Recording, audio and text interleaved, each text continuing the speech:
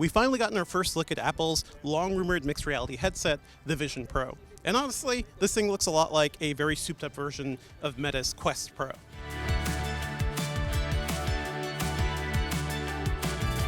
It looks like a traditional headset, but there's some really cool Apple-y elements here. In particular, there is an OLED display up at the front, which can show your eyes to people nearby.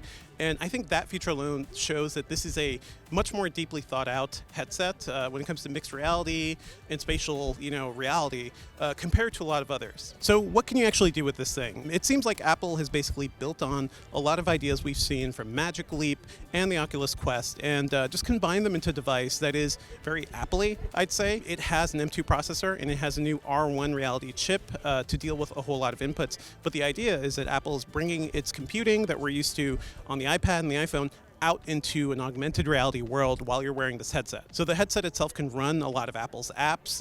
You can use FaceTime and hold calls with other people. You can browse the web. It has two 4K micro OLED displays, so that is a new technology we haven't seen on too many things yet. So it's supposed to be very, very sharp, and it looks like you'll be able to scale these apps to make them very large, and you can even turn it into a home theater type of display and just black out everything you're seeing and just see a big video screen. So it seems like Apple is crossing the boundaries between virtual reality and augmented reality here. There is a digital crown on the side that lets you switch between the immersiveness of this thing, and it looks like something that Apple wants you to wear for extended periods of the day as sort of the future of computing. So it can run a lot of things on its own, but can also expand and basically run what's on your Mac as well.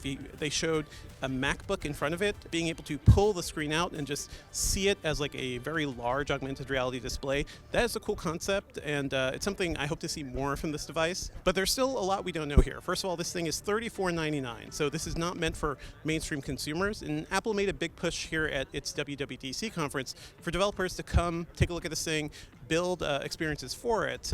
It does seem like there are some compelling ideas here, but it's unclear when or how long it's going to take before this is something that trickles down to mainstream consumers. But I'll say this, we've seen a lot of virtual reality devices, most recently the PlayStation VR 2, which are impressive hardware-wise, but they don't have the ecosystem to support, a very mainstream appeal, I think, for a lot of people. And Apple's basically pitching this thing as the future of computing. So it's a big swing, but it's a swing on the level of the iPhone and the iPod for Apple, and it's going to be a while before we see if this pays off for them, but it's certainly exciting.